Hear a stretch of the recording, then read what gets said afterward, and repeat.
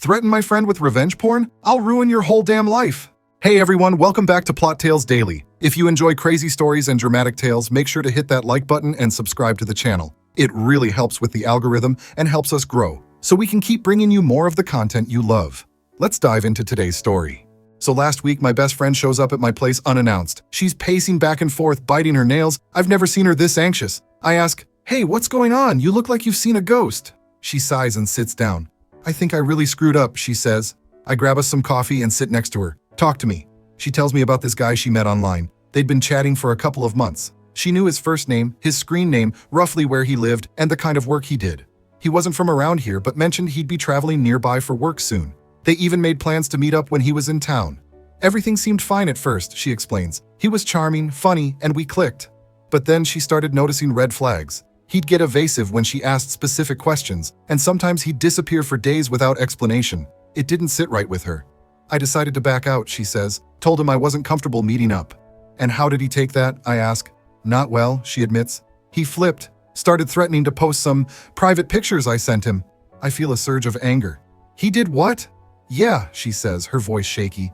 He said if I didn't meet up with him, he'd put them online. I take a deep breath. All right, we're not letting this slide. First things first, I tell her. Do you have any info on him besides what you've told me? She pulls out her phone and shows me their conversations, pictures he sent, everything. This is all I have. I nod. It's a start. Now here's something she knows but probably forgot in her panic. I'm an attorney. And not just any attorney. I specialize in cyber law. Let's see what we can dig up, I say. I start by looking at his screen name. A quick search leads me to a TikTok account. The profile picture matches one of the selfies he sent her. Look at this, I show her. That's him, she confirms. From TikTok, I find a linked Instagram account. It's set to private, but the bio has his full name. Gotcha, I mutter. With his full name, I search LinkedIn. There he is, boasting about his job at some tech firm. His profile picture? Him wearing a company-branded polo, the same one he sent her in a photo. This just keeps getting better, I say sarcastically. She looks over my shoulder. I can't believe you found all that so fast. It's amazing what people leave online, I reply. I visit the company's website. They have a team page with executive contacts. I jot down the emails for the CEO, VP of HR, and a couple of other higher-ups. What's the plan, she asks. We're gonna hit him where it hurts, I say. His job. I start drafting an email. I attach screenshots of his threats, snippets of their conversations showing his screen name, the photo of him in the company polo, pictures he sent of his motorcycle, license plate clearly visible, screenshots of him bragging about some incident at work, complete with timestamps. Conversations where he boasts about sleeping with an ex at his office and planning similar activities with her. A photo of his work laptop open, displaying his Outlook calendar and other company info. Pictures taken inside his workplace with people in the background who probably didn't know they were being photographed. Are you sure about this? She asks, a bit hesitant. Absolutely, I reply. He wants to play dirty? We'll show him how it's done. I finish the email with a clear message. Your employee has engaged in unethical and illegal activities, including the distribution of private materials without consent and misuse of company property to facilitate these actions. He has also discussed confidential company information and has taken unauthorized photos within your premises. Furthermore, he has threatened a U.S. citizen, which constitutes a federal offense. Should you continue his employment and proceed with any plans to send him to the United States, be aware that federal authorities will be notified and waiting upon his arrival. I sit back and read it over. That should get their attention. I hit send. What's next, she asks. Tomorrow we contact his local police, I say, and I might reach out to a friend at the FBI. Her eyes widen. The FBI? Yeah, I nod. He's messed with the wrong people. The next morning, I call up a buddy of mine who works as an assistant U.S. attorney. Hey man, I say, got a situation I need some advice on.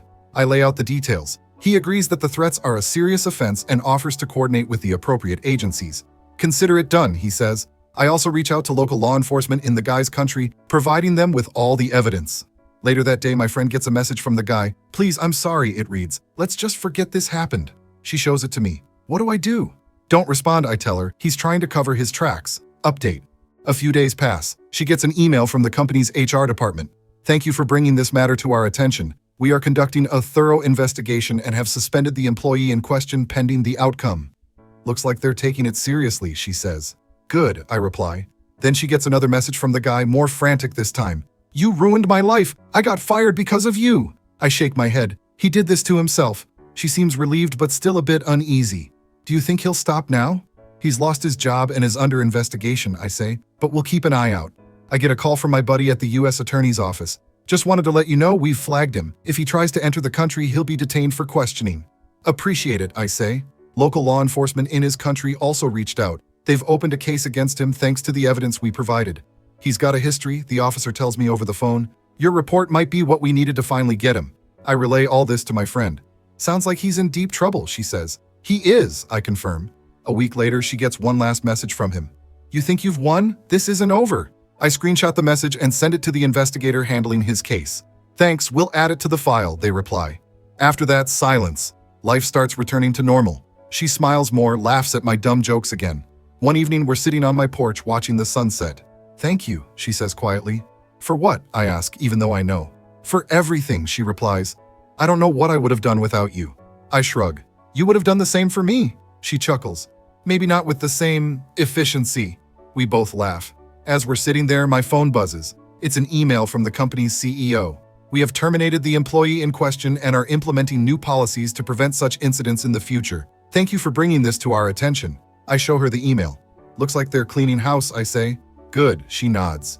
In the end, the guy messed with the wrong people. He thought he could intimidate her, hide behind a screen, and get away with it. But actions have consequences, and as long as I'm around, no one messes with my friends.